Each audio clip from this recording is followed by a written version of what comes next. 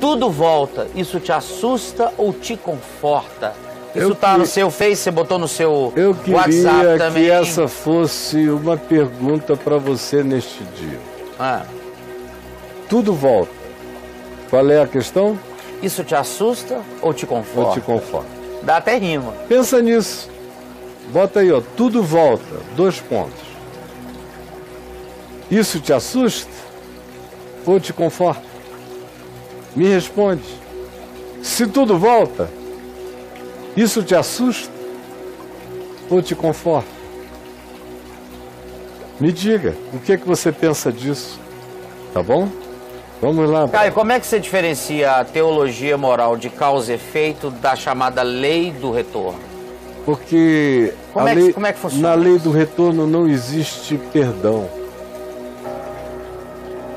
E no Evangelho existe perdão que quebra o karma. Quebra primeiro o karma reencarnacionista. Porque a origem mais vinculada da ideia de karma é a reencarnação. Ou seja, por causa do seu modo de viver, você vai reencarnar de uma certa forma. Esse é o karma mais pesado e mais clássico. O Evangelho quebra isso. O Evangelho, o ladrão da cruz, pelas leis do karma, Jesus não poderia dizer a ele: hoje mesmo estarás comigo no paraíso. O máximo que Jesus poderia dizer: sinto muito, meu filho, mas você vai ter que viver uma bagaça de vida buscando discernimento para se redimir do que você fez nesta presente existência. Aproveite os lampejos de luz que estão lhe alcançando nos estertores da presente existência e tente passar buscando luz para a sua nova existência. Segundo lugar, no Evangelho, a diferença que você perguntou, né? Teologia moral de causa e efeito e a lei do... a lei do retorno.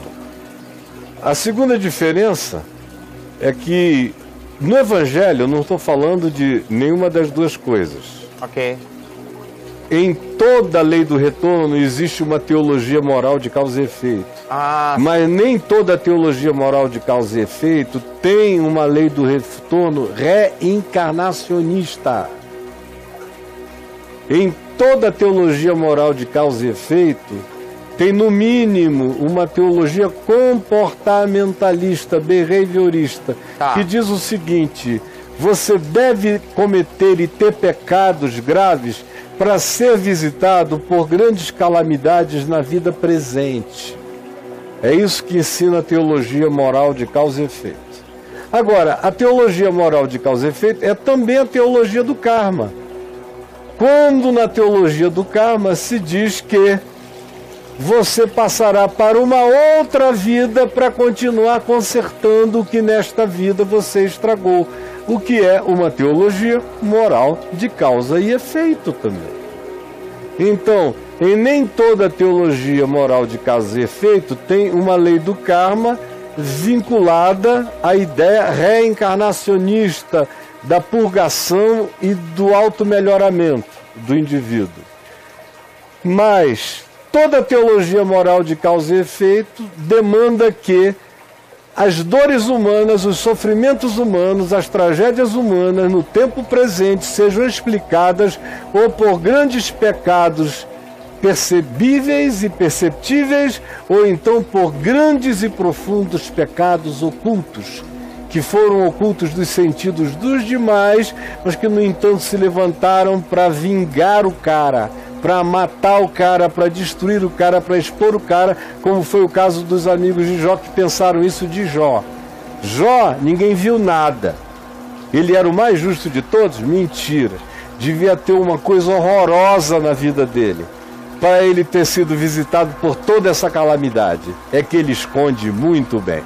Olha isso. Deu para fazer diferença Sim. entre uma coisa e outra? Sim, fantástico isso. Uma está na outra, mas a outra não está necessariamente na que a precede. E o que quebra tudo isso é o perdão? É o perdão.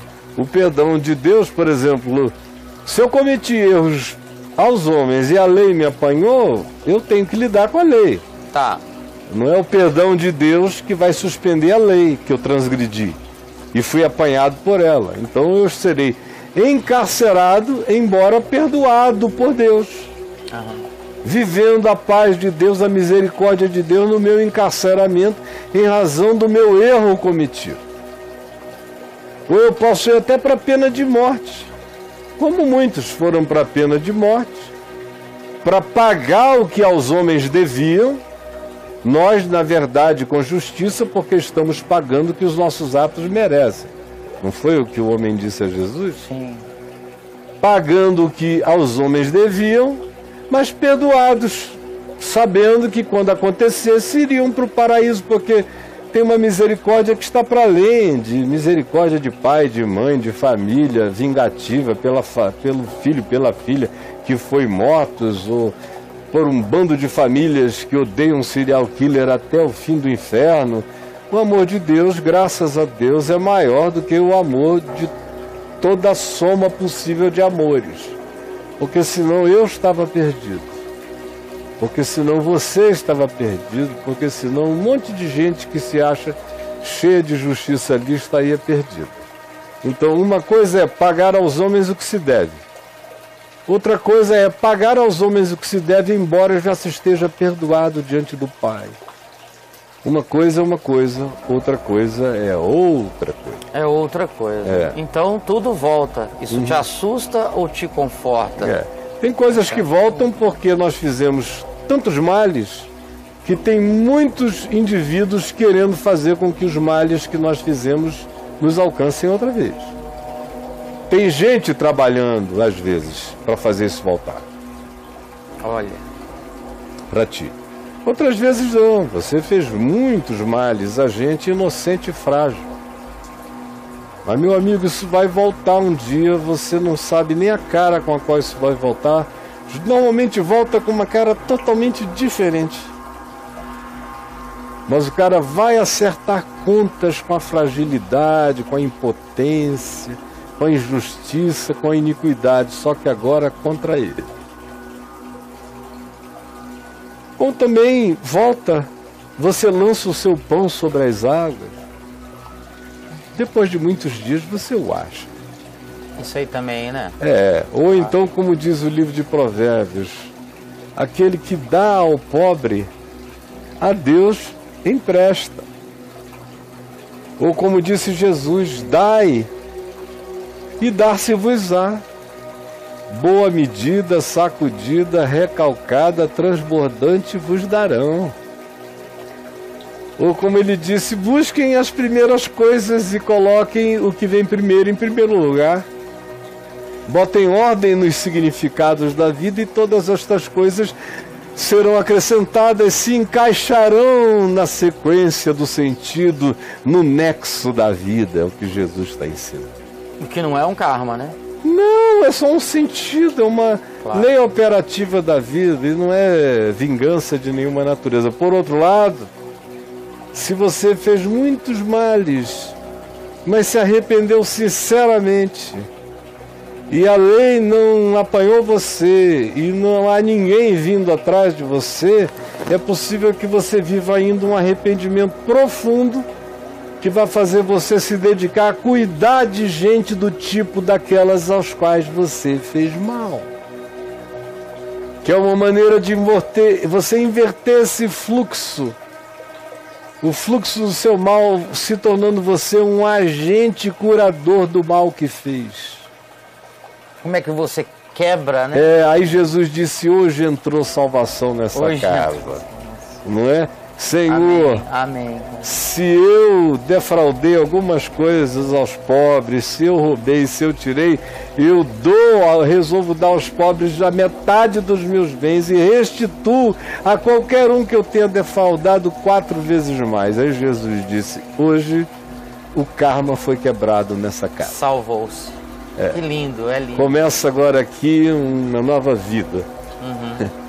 Esse é um homem que aproveitou a consciência para refazer o caminho da sua destruição com a restauração do novo olhar dos seus atos.